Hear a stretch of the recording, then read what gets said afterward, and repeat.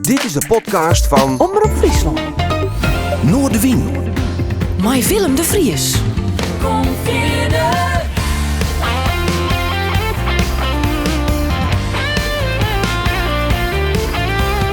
Alles wat er speelt. Omroep Friesland. Kom boerenkrijgers, wees nou helder. Die dag van rekenschap is hier. Die vijand jaagt nou oor ons velden.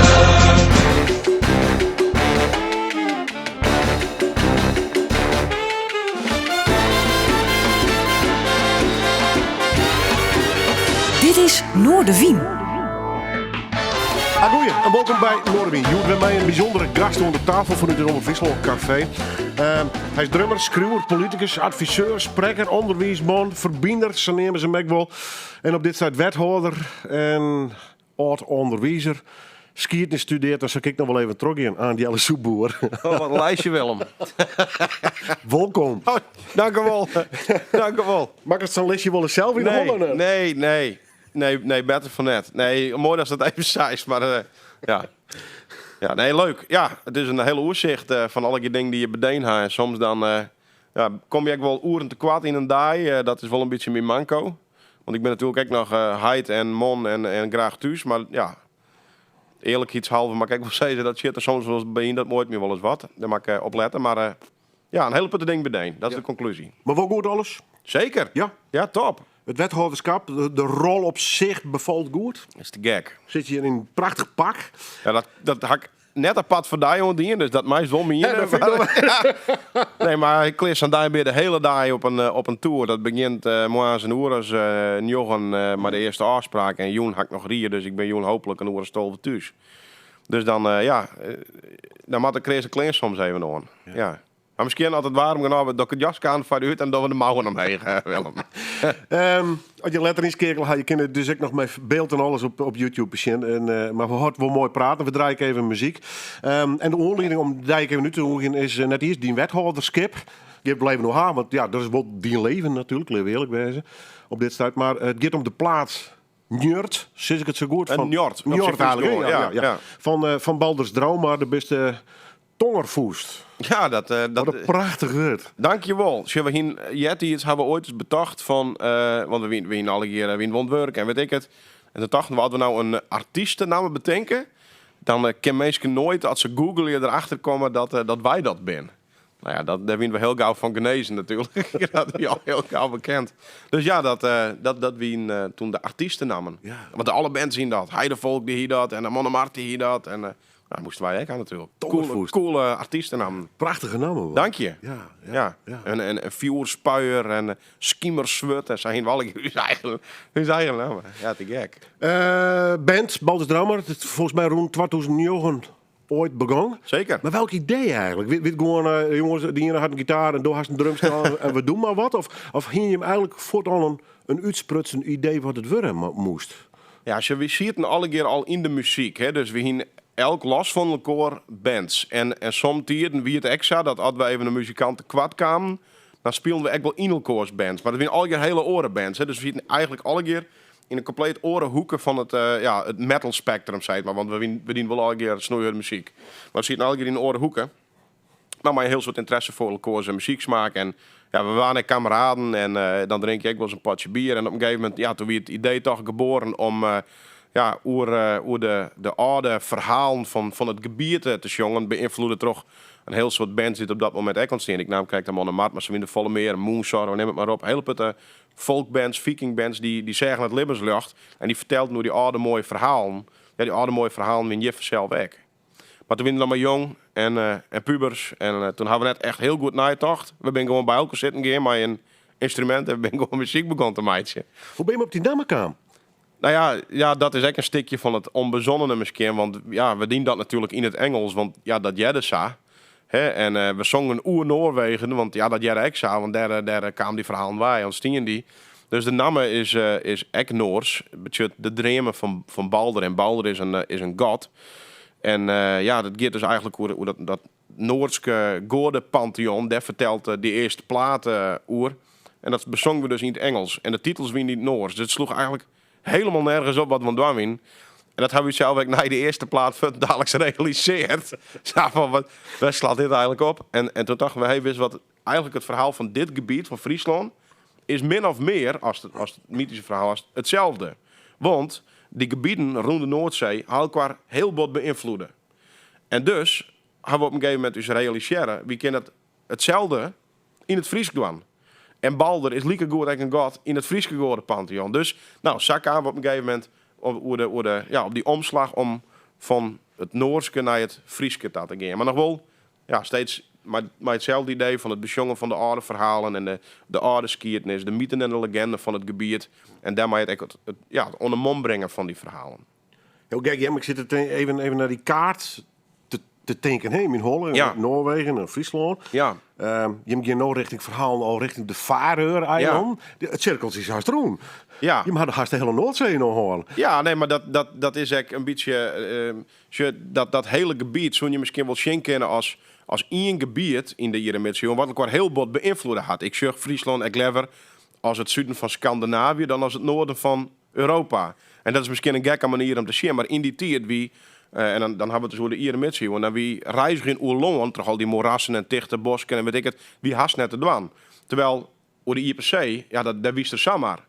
Dus we hebben een heel soort contacten, oerzeeske contacten, maar inderdaad de Zuid-Scandinavische gebieden, maar wat nou Groot-Brittannië is, maar Engeland enzovoort. Maar waarschijnlijk dus ook met de Faroe-eilanden en rivieropwaarts richting Rusland en neem het maar op. Ja. Dus we kwamen overal. Ja. Ja. Want dat bedenk ik worstenstaren zo.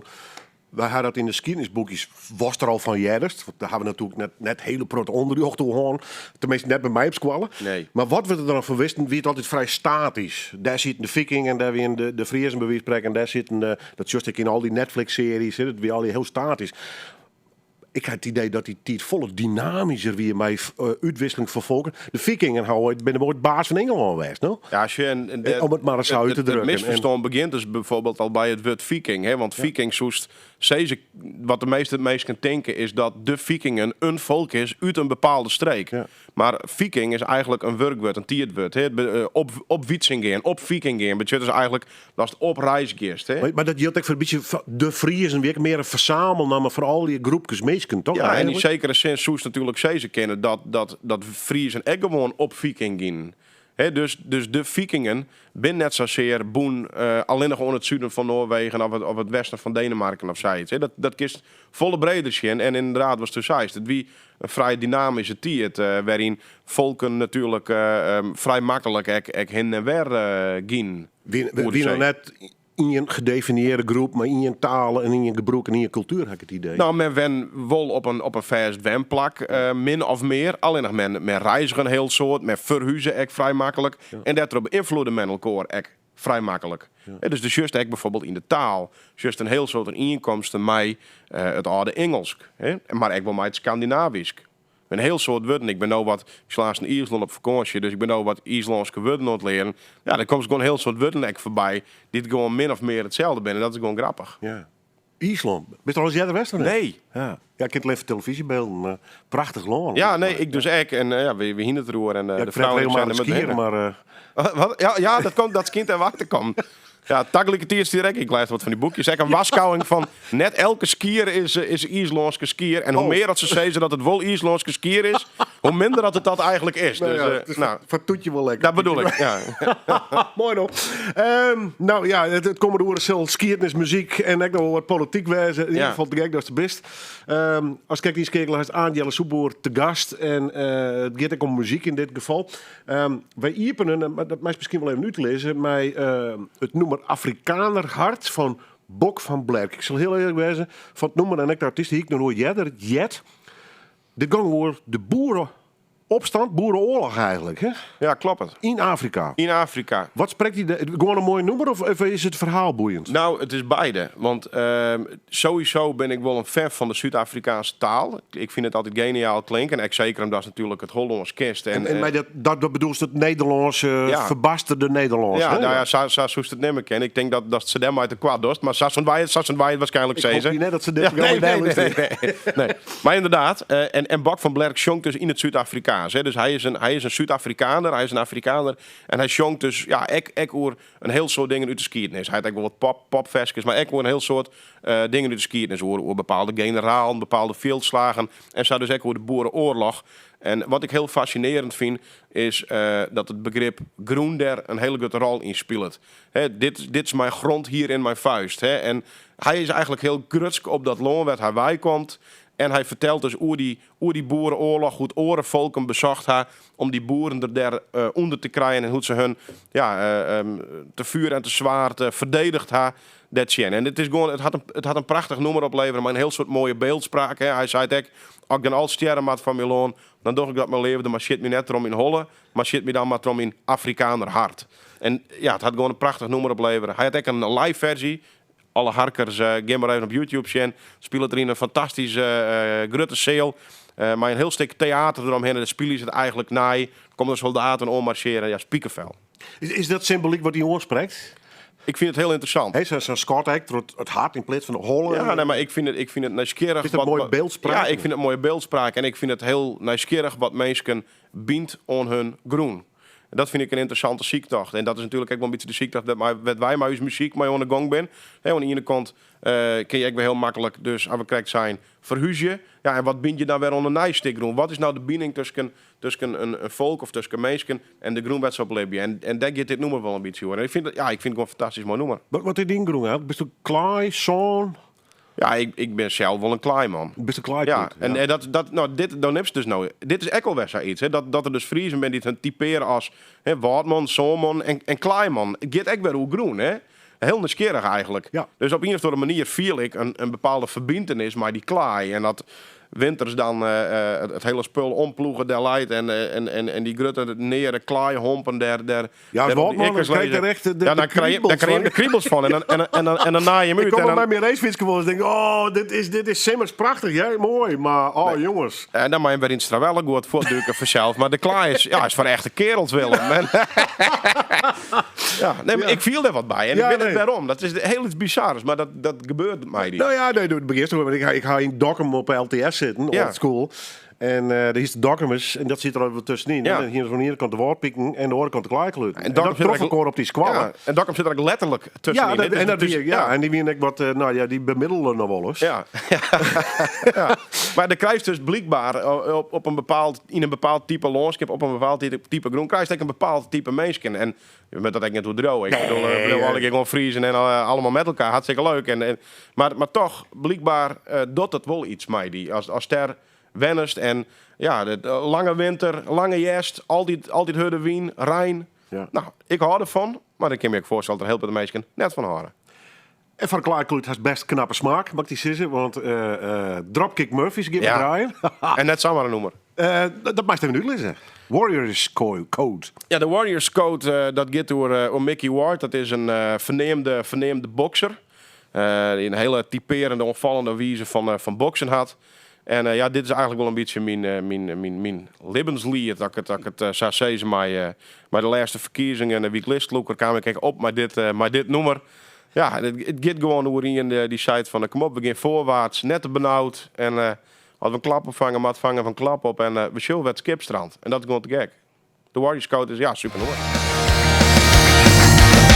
You're the fighter, you've got the fire, the spirit of a warrior, the champion's heart.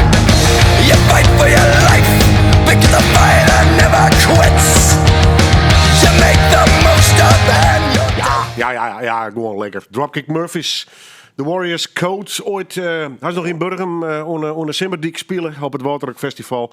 Een Boston-based band met ex-Ierlands is ik maar even, ben al immigranten, band natuurlijk. Yes. Het staat op het lijstje van mijn gast van Joert, Angela Soeboer. Prachtig mooie muziek. Ik inderdaad wel verwachten dat we een beetje wat heavy muziek krijgen. Is het alleen maar heavy metal of best mij de hier nek wat breder worden qua smaak? Nou, volgens mij is dit het hutste nummer in mijn lijstje, joh, Willem. Dus eigenlijk er iets heel iets geks gebeurd. In de metal ben ik steeds extremer geworden. Dus dat is echt keihard nou. Voorbij Slayer nog? Ja, nee, echt voorbij Slayer. Slayer is voor watjes? Echt, ja, zeker. Dat speel wat ik luister, dat is echt, dat past bij dat beeld van als er op die klaai en het is just er en het rijdt. En dan Is dan richting grindcore en dat soort dingen? deathcore, Ja. black metal, en dan, ja. Van dik hout. Nou ja, juist. Dus misschien net helemaal goed voor op radio. Dus dit is het hutste wat je moet krijgen, maar voor de rest... Alles mij. Aan de ene kant, in de metal ben ik steeds hudder worden. Ja. Maar tegelijkertijd is mijn muzieksmaak volle breder worden. Dat zullen we aansnakken, jaren. En ben juist een hele andere kant op gaan. Dus ik had eigenlijk helemaal net zo volle metal meer, om eerlijk te wezen. Je hebt naar je plaat, dat is een beetje de kapstok. Komen we straks nog wat langer over te spreken hier. Van Balders is nog redelijk akoestisch. Ja. Hij daar nog lang over nadenken, want je hem hier echt meer metal-achtig meidje kennen. Ja. Bewuste keuze dus om hem akoestisch te meidje. Ja, zeker.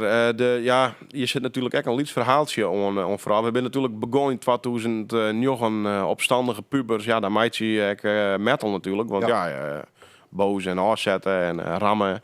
Dus we zijn begonnen als metalband. En daar hebben we een heel scoft west. Maar eigenlijk deuntjes, folk metal. Dus, en op een bepaald stuit toen wie er eens een keer een project. Dat zal daar vast net onbekend voorkomen. Dat wie het Frieske Cash project. En toen gaan ze u vragen als metalband van wil je hem net een noemen van Johnny Cash coveren. En in het begin zijn we natuurlijk van dat slaat helemaal nergens op. Je met Johnny Cash net coveren. B, wij als metalband slaat dat is belachelijk. Ja. Maar even om de tafel even praten en toen zei we eens wat.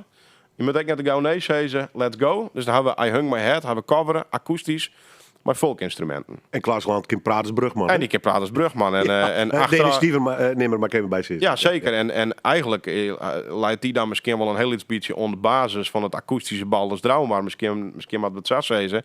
Want dat we wel het moment dat we ons realiseren. We kennen echt gewoon het akoestische folk. Dus het folk oranje horen. Maar het metal eruit halen. Nou, dat was voor ons wel even een erg iepener. Dus toen hebben we echt wat experimenteren op de eerstvolgende plaat. Maar us een zevende nummer. En toen hebben we op een gegeven moment de karre maken van wist wat. We doen 50-50. We blowen een metalband. Maar we gaan echt de akoestische kant op. En eigenlijk had u dat heel best verdiend. Dus wat we nou een beetje doen is om en om. Hè? Dus we brengen een metalplaat uit. Ja, de want vorige mag plaat, dus is ja, dat mag dus weer keihard. Keihard, ja. Precies. En daarna hebben we wat een akoestische plaat. Dat is niet hard. Dus het leidt ook in de reden dat de eerstvolgende weer een metalplaat wordt. Hè? Dus, maar op een gegeven moment hebben we dat wel echt te pakken kregen. Dat we dachten, ja, we kennen gewoon beide. En ja, dat is wel heel fijn. En we hebben denk ik de meesten ervoor. Uw gitarist is geweldig in het opnemen van dingen, van alle techniek. Die had ik gewoon een heel zo doel hoor. En uw zanger, gewoon een fantastische zanger. Ken van alles jongen, ken razen, precies. En dan hebben we alweer nog uw bassist. Ja, dat is een multi-instrumentalist. Die jongen die juist een instrument. En die speelt gewoon alles, van accordeon tot fluit. Dus we hebben echt wel de basis om gewoon een leuk folkband te worden. Plus, en dat weer eigenlijk misschien nog wel de grootste reden. Wij zijn op een gegeven moment, als we metal voort zijn, dan hadden we bussen vol en dan hebben we zoveel rotsen mee. We willen gewoon lean en mean. We willen gewoon een instrument meenemen kennen. en dan voort en dan speel je. Ja. Nou, dat hebben we betaald. En dan ben ik een beetje op T2's. Ja, nee, maar dat is dus correct even goed gaan. Maar dat we nou akoestisch voort gaan, hebben we misschien nog wel meer spul mee als dat we metal voort zijn. Dus dat is echt wel weer uit de horen. Alles weer uit laar, warge belichting. Ja. Maar we hebben wel 2 tours bijvoorbeeld in Ierland in. Dat hebben we bijvoorbeeld wel een oerhouden. Dat we gewoon echt met ons gitaarke en ons bouwron en Ierse trommel gewoon vlintuig, uppakee en in Ierland toeren. In de kroegen. Ja. Dat is wel te gek. Ja. Maar we zijn nou echt wel weer als akoestische band bombastisch, met grille lagen eronder en orkesten en dus we proberen het echt wel leuk om te klaaien. Ik vind het een heel muzikale plaat. Het klinkt misschien raar muzikaal, maar ja, het is toch muziek. Maar er zit soms mooie koortjes in, maar het gaat nergens over de top. Nee. De plaat is wel heel erg expressief, maar dat vind ik wel mooi. En een heerlijke luisterplaat. Ik heb hem gewoon in de auto regelmatig op. Dus wat dat betreft vind ik een mooie volle plaat worden. Even door de teksten. Want Douwe en Sjoerd schroeven meestal de teksten. Dat doe je hem nog steeds? Ja, laten we vooropstellen dat wij in ons boekje altijd zetten all music en lyrics bij Balders Drama. Ik bedoel, er ben ik bands die mij heel graag pakken hoe waar wat skreun had. En dat vinden ze dan heel belangrijk. Wij net, wij zijn een vreundenploeg, we zijn een band. Dus we doen alles met elkaar. We share echt naar elkaar spul. Dus daar ben ik gewoon het input op de teksten leveren. Maar hoofdzakelijk ben het inderdaad Sjoerd en ik die het ja, nou, je bent even net een waterskreun. Maar werd me begint, als je hem dat nog mij als band doet, ondertussen ga je hem daarop praten met Jan. Hoe wordt hij hem zocht naar het taalgebruik? Want daar boeit je best wel wat mij. Hè? Het is ja, ik maak best wel een gek afweging van meisje wat oud fris, nij fris, modern fris, meisje wat dwarsverband, met orentaal. Exact. Nou, dus hij is dat heel mooi. Dat is dus echt letterlijk uw ziektacht. We proberen aan de ene kant toegankelijk te wezen, maar aan de andere kant juist echt Fries te broeken wat misschien net van alle dagen is. Nee, met sommige dingen maak ik echt. Ik had zelfs de lyrics pagina's erbij gehad. Van Jerk nou eigenlijk? Ja. En dat vind ik leuk. En dat vinden we de ziektacht. Dus dat beziek je echt mee opzet zin. Dat het net alleen nog muzikaal nieuwsgierig is en het verhaal nieuwsgierig is, maar dat ook de teksten aan zich, het tekstgebruik nieuwsgierig is. En we hadden zelfs het grootste compliment dat we kregen. Hij is History with Hilbert. Dat is een jongen uit Engeland. Die had een skiertniskanaal, honderden, duizenden volgers. Ja, precies. Die is dus fan geworden van uw muziek. En die had dus toch uw muziek het Fries geleerd. En hij praat dus nou echt Fries. Dat is echt, nee, maar het is te gek. Dus dat gaan we wel teweeg gebracht. We zijn echt een stichting worden op een gegeven moment. En het doel van uw stichting, dat mag je dan vers lezen in je statuten, dat is dus het bevorderen en het verspreiden van het Fries, de Friese cultuur en de Friese taal in de breedste zin van het woord. En ja, daarom hebben we dus daar ook een heel soort mee dwaande. Maar de taal zelf. Heel bewust. We komen in heel Europa. Doen we eigenlijk alles in het Fries. Natuurlijk leren we het even niet Engels zien. Maar we zongen alles in het Fries. En we proberen, zonder dat men dus woordelijk verstinken wat we zongen, toch het boodschap gevoelsmatig oer te brengen. En daar krijgen we heel veel positieve reacties op. Mensen die vielen dat echt. En plus van Fries is het natuurlijk nieuwsgierig. Want je leert nog eens een nieuw woord. Ja, absoluut. Ja, ik zit soms te denken, wat dit? Zo? En dan maakt het alleen maar leuker. Ja, en dan wordt wat dichterlijk natuurlijk. Ja, hè. Maar alliteratie, het beginriem erin. Een beetje kijkt als de skalden van vroeger. Hè. Zo mat dat wat. Ja, en Sjoerd zijn stijl van jong past daar echt perfect bij. Maar dat hij wordt gedragen. Ja. Enig gevoel voor drama is hem net vreemd. Maar dat past heel mooi in dat concept al. Hè? Ja, bij C zeg ik altijd, dat is een beetje eigendunk natuurlijk. Bij C is altijd, Balders Drama is geen band. Balders Drama is een beleving. I rest my case.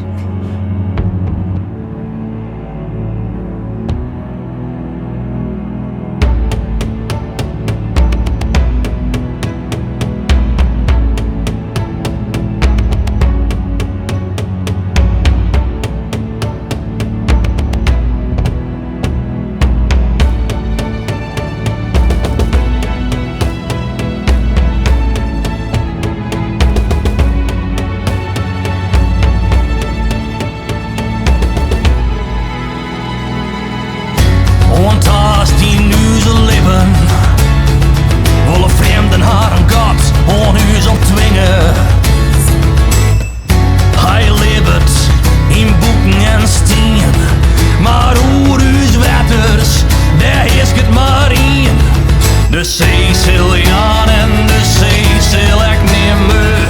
Binnen de zielen naar Friesland beginnen. In storm of wegen kunnen huis nog weer houden. Om de Fries in huis en huis goden te behouden.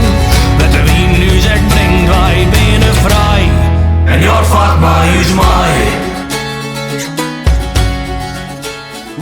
Jawel, het is de titelnummer van het nieuwe album van Balders Drama. En mijn nice is even tussen scrapjes, want hij is in november volgens mij al presenteren. En de man van de drums zit hier bij mij op tafel. Tevens ik wethouder, zit ik hem maar even bij, Angela Soepoer. Aan het begin van het programma had ik een hele rij van dingen neemt. Skiertnis, studeren, onderwijzer, spreker en dat soort dingen. Is het al wat te combineren in Holleg? Ja, dat in mijn holle gaat wel goed. Dat is geen enkel probleem. Ik vind het juist mooi om van alles dwaande te wijzen. Ik wil juist gek, als ik tenminste dwaan ga en op een gegeven moment thuis zit en denk wat ik nou eens bedenk. Nou, dat heb ik niet gehoord. Dus we kennen gewoon net, misschien heel goed, maar ik ken die wel goed om te weten van Live to the Max. Om het even op zich goed te zeggen. Maar dat leent zich echt heel wat voor om oorlog te versoepen, dat is te volle was. Has dat gevoel wel eens of niet? Nee, op zich net. Het gevaar is natuurlijk wel dat je op een gegeven moment zoveel dingen doordat dat een van die dingen eronder begint te leren. Ja. En dan maak je een karmaatje. Hè? En een van die dingen. Wethouderskip lijkt mij behoorlijk heftig in de ek in dorp. Ja, zeker. Dat is een drokke baan. Ja. Dat is een hele drokke baan. Alleen dat een is wel- pro-emotie en meesken en burgers. Zeker, Ja. zeker. Hele mooie emotie, minder mooie emotie, krijg je alles. Maar het is wel een fantastische baan waar ik een heel soort energie van krijg. Juist ook omdat je mij mooie dingen ondergang bent, mooie dingen voor de mensen doen kan, mooie dingen voor de mensen doen kan. Ja, dan krijg je er juist wel energie van. Alleen nog het is meer, ja, je moet gewoon heel strak je tiermanagement in de gaten houden. Je moet heel goed weten wanneer wel en wanneer net. Dus voor mij is cruciaal het bijhouden van mijn agenda. Als ik dat net op een goede manier doe, dan komt het op een kap verkeerd. Dus ik ben ook heel blij van mijn baan. Had ik daar ook een secretaresse voor die mij daarbij helpt. Hè? Dus die eigenlijk al mijn afspraken inplant enzovoort. Dan is het om mij dus voor de rest om goed om te gaan. Wanneer ken ik wel, wanneer ken ik net, wanneer ben ik vrij. Dus dat is cruciaal. Ja. En dan ken je een heel soort. Ja. Als je dat een beetje in de vingers hebt, dan kies je een heel soort. Maar dat mag wel heel streng voor die celwezen dus. Je moet heel streng voor jezelf wezen. Zelfdiscipline. Ja. En soms ook verordenen. En dat vind ik wel eens, dat is natuurlijk wel eens vervelend. Want je wil graag toegankelijk wezen en maar elke niet praten en afpraten. Maar dat kan soms gewoon net. Ja, dus soms mag je gewoon nee dwaren te zeggen. En dat is wel het eerlijke antwoord dan. En dat jij er echt bij. Ja. En dan, nogmaals, als je dat een beetje in de vingers hebt, dan ken je er een heel soort. Ja, maar ik ben nou ook maar een boek aan de gang. Het nijste boek in de serie Vet Oud. Ik schreeuw boeken. Ja. De Germa Richard Zuiderveld. En het nijste boek Gitters over Friesland. Hoeveel is de deel in eigenlijk? Deel 6. Ja, ik zie al. Ja, dus waar vier 4 boeken kunnen meer dan 30.000 verkocht. Ja.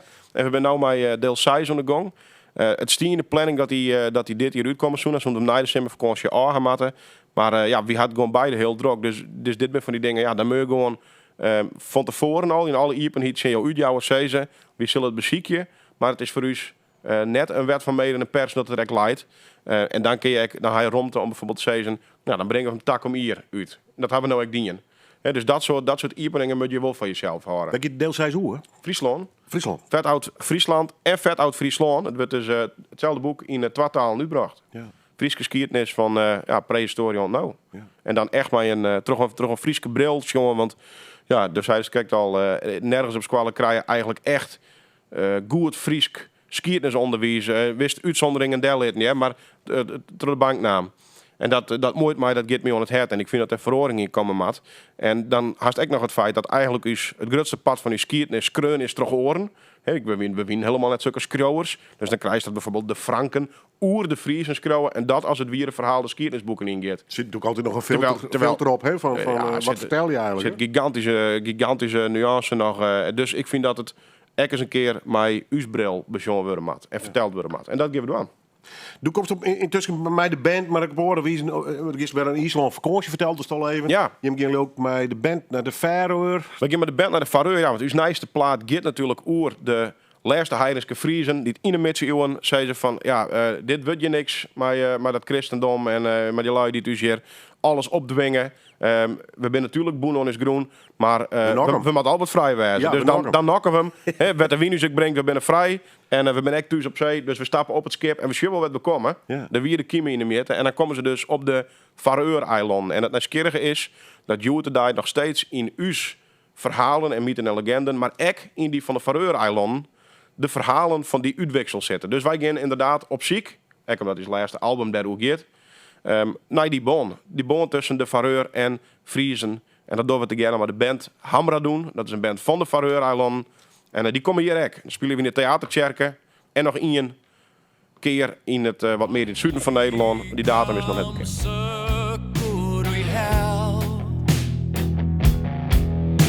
We stod till fasta fedra grund.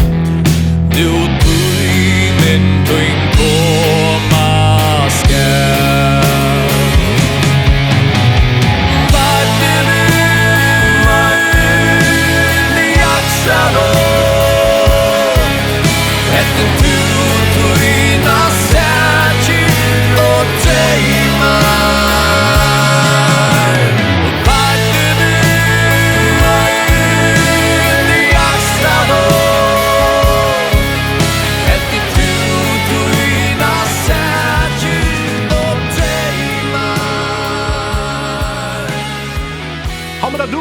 Prachtig mooi nummer. En Deze komen van de Faroe-eilanden. En we draaien omdat mijn gast er mee omkwam. Het is leuk, want ze leer ik wel eens wat nijskin. Dat levert altijd weer hele mooie noemers op in dit geval. Aantjalle Soeboer. We draaien straks nog hier een noemer. Het is een hele grote vraag, maar er komt wel in. Nou ja, er is in IJsland, Faroe, er is contact nu al kost bij de band. Er is hier in Friesland bezig met skiertnis en de taal. Zit het ergens op dit moment? Leeft het onder de jeugd of net? Wat is die gevoel? Ja, ik denk dat het meer leeft als ooit. Ik denk dat... Het Fries klinkt het een plattelandscultuur te worden, heb ik het idee. Ja, en maar leeft dit? Ja, als je plattelandscultuur, zolang dat een geuzennaam is dat geen probleem. Nee, dit is geen waardeoordeel, ja? Nee, weet ik. Maar zodra het een soort... Ieperloftmuseum dreigen te worden met klederdracht en de oude taal hier en daar nog te vinden is, dan ben je verkeerd aan de gang. Het moet maar de tijd, het moet modern. Maar het allerbelangrijkste voor het Fries vind ik dat we gewoon misschien al ervoor zwaar kennen dat je het oerelbroeken kennen en dat er eigenlijk een soort verwachting is dat je het kennen. Hè? Dus dat we het echt broeken. En dat is er nog net oeral. Hè? En dat vind ik wel eens wat jammer. Ik zei altijd, het Fries is te grut om u er op dijstige basis zwaar over te maken, maar te liet om u dat veroorloven te kennen. En dat helpt het de meesten die zeggen, we praten het toch. Wij maken het die druk om. Maar ik maak ze meer de druk om dat het op termijn gewoon verdwijnt. En ik ben eigenlijk wel heel blij om te zien dat er nou toch een soort van beweging opkomt van mensen die er bewust mee aan de gang zijn. Die zeggen van, we moeten wat mee. Dus dat, qua gevoel is dat goed en dan moeten we ook op trop, die bewustwording. Maar aan de andere kant vind ik ook dat bestuurders, beleidsmakers, dat die echt hun verantwoordelijkheid pakken maat en gewoon aan de achterkant alles gewoon goed aantikken en aantimmeren maat. Dus we moeten het echt bij wet gewoon goed regelen. En dat dwaren we soms net helemaal aan te komen, hè? Want dan wordt het zo dwangmatig en Fries moet fun zijn. Nou, dan gaat mij het hier, wat ik naar oranje steen. Fries moet fun zijn. Natuurlijk moet het leuk. Natuurlijk moeten we op die bewustwording inzetten. Maar we moeten echt een keer ondwaren machinaal om de versteen te gaan. Zeggen, pas verdikken, dit is uw staal. Wij spreken het hier nou en we spreken het hier 100 jaar nog. En daar staan we voor. Ja, want de tijdsgeest is dubbel. Hè? De mensen griepen steeds meer waarom naar hun lokale en in dit geval een regionaal gevoel, een taal en cultuur. Tegelijkertijd, de wereld wordt steeds ingrutter, global village. Dus het leven van ik zeg wel eens, hier in Hongkong, hier in Amsterdam en hier in New York verschilt ze daar ook net zo volle meer. Hè, maar ik denk dat wel een logisch... Nou, ik weet dat het leven net verschilt. Alleen nog was dus Christ is in een wereld die steeds globaler wordt. Hè? Werd het bijvoorbeeld steeds meer over Europa en steeds minder door Nederland gaat. Hè? Dus de schaal is eigenlijk op. Is de enige, misschien ook wel terechte reflex van mensen vasthouden om wat dichtbij is. Vasthouden om wat we nog gaan. En ook op ziek gaan. naar dat wat we nog gaan. En dus juist wel een soort tendens nou dat mensen op zoek gaan naar hun eigen geschiedenis, naar hun eigen roots. En ja, het is een beetje een en verhaal. Dus ja, die wereld wordt heel veel liedjes aan de ene kant. Dat wolf ik met internet en het Engels. Mm-hmm. Ik zie nou bijvoorbeeld over het Nederlands dezelfde discussies gingen. Ja. En dezelfde zwaren die wij 20, 30 jaar verliezen hier. Ja. Het Nederlands rint daar in dat opzicht nog wat op achter. Maar dezelfde zwaren. Er zit haast net een kop meer op studie Nederlands op de universiteiten. Nee, het is belachelijk op een gegeven moment wie zelfs... en wij verliezen dus hoogleraar dan. Maar, ja, maar bij het Nederlands driegen natuurlijk, daar binnen natuurlijk dezelfde krachten van het Engels. Dat is een parallel eigenlijk. En dat is op een gegeven moment dus op opleidingen Nederlandse literatuur en dat soort dingen. En in het Engels les, Jan Geen, en dat soort vage constructen. Ja. Maar hoe kunnen wij met Fries daar dus... Nou ja, goed, meer zelfbewustheid dus... Ja, ik geloof dat er twee sporen zijn wat ik krijg zei. Ja. Aan de ene kant dus echt het spoor dat we machine al inzetten op die bewustwording. Lid het machine in die op een bierenruimte. Lid het er maar wezen. Maakt ze er wat moois van. Enthousiasmeer mensen om ermee aan de gang te gaan. Alle keer hartstikke best. Maar aan de andere kant moeten we het echt gewoon op een gegeven moment uitdwaren te dwingen. Toch bepaalde regels en bepaalde wetten te maken. Te zeggen, nee, zo doen we dat gewoon hier. In de Iepenbierenrante meestal gewoon het Fries praten. Op de squallen wordt gewoon sa en safvolle oeren les doen. En dat mag je gewoon eens een keer dwaren om dat vers te lezen. Als je gymnastiek gaat, dus al die baas kan maar nou niet een keer 12 uur extra gymnastiek gaan, omdat we zo gezond wezen. Maar dan zeggen we, het is vervelend, maar we doen het wel. Maar met Fries dwaren we dat net on op een of andere manier. En ik baal ervan. Ik ben dus nu in een situatie, ik hou van meertaligheid, laten we dat voorop stellen. Maar meertaligheid wordt nou wel eens een keer misbruikt om net met het Fries aan de gang te hoeven. En dan ben je verkeerd bezig. Je mag het omdraaien. Het Fries is een voorwaarde voor de meertaligheid hier in het gebied. En dus, zonder op squallen, zou er volle meer in investeerd worden. Ik mag nou dus mijn zoon Die voed ik volslijn in het Fries op. We lezen in het Fries praten, in het Fries muziekje maar het Fries kroon bij te brengen. Omdat ik gewoon weet dat het op squallen net gebeurt. En op squallen daar pompen ze dat hollen ze wel in. Daar wordt het Fries in de hoeken. Ik zet het een beetje on natuurlijk, hè, maar daar wordt het Fries in de hoeken gezet. En dan gaan we een nieuwe taal leren nu. Compleet belachelijk. Want eigenlijk alle bagage die je in de eerste levensjaren opdien hast als ben, we gewoon on concert. En dan gaan we een nieuwe taal leren. En dan zit ze op een gegeven moment in groep zoon. Ja, hij lijkt ook wel wat dyslectisch. Het Nederlands erin. Hij heeft ook wel wat Friese woorden. Ja, vind je het gek? Ja. Je had de memetaal nooit voor vol ontwikkeld. En je bent op een gegeven moment gewoon begonnen een orentaal te ontwikkelen. Nou, dat soort dingen zullen wat meer tussen onze eren komen maken. Van, waar ben we eigenlijk maar ondergang? Waarom doen we eigenlijk wat we doen? En wat zou er gebeuren hadden we na seizoen begin eerst die memetaal goed ontwikkelen. Dan pakken we het Hollandse bij, want die invloed met Ekkeloer al. En het Engels er ook bij. Die trijetaligheid is gewoon verhonnen. Is perfect broekbaar. Maar met wel op een goede manier inzetten. En dus net zei ze, nee, we gaan voor die meertaligheid. En dat is het belangrijkste. En dan Fries is fun. En dat doen we dan vrijdagmiddag het laatste uurtje nog even. Dat is net zo het werkt. Hoe het werkt is, het Fries is een voorwaarde voor de meertaligheid. Dat Fries moet goed ontwikkeld worden. Daarna het Nederlands en het Engels natuurlijk ook. Hartstikke maar eens. En dan zwaai je ervoor dat mensen echt drie talen beheersen kunnen. Want nu geven we er akkoord mee dat we analfabeet zijn in onze eigen taal. We kunnen een beetje praten, maar er is net een hasses die het schreeuwen kan. En lezen is voor sommigen ook al lastig. Nou, dat moeten we proberen te doorbreken met z'n allen. Dus we moeten gewoon de voorwaarden creëren dat we oorlog eigenlijk met het Fries, dat we dat broeken kennen, dat we dat broeken maaien en dat we dat eigenlijk broeken matten. Duidelijk verhaal. En uiteindelijk maak je een mooie plaat met Fries erop. Nou, dat is dus de eerste waai van stimuleren en het leuk maatje en het chinletten. Dat beziek je van mij muziek te doen. Ja, want dat Angela Soebo straks nog met een whiskytje op een veranda zit. Ik denk, nou, het is wel mooi geweest allemaal. Dan hebben we, ik ben naar Balder Drauma nodig van mooie muziek en Friese teksten. Precies. En dan hoop ik dat ik daar weer naar het lust van genietje mee. Ja, want dat metal zullen wel bluwen, denk ik. Hè? Ja, dat denk ik wel. Ja. Alhoewel, de laatste plaat is blues. Ja, wat ik correct al zei, ik kan me wat breder ontwikkelen dan alleen nog metal. Ja. En hadden we dan maar een... papa. Ja, Jerk wel vaker. Ja.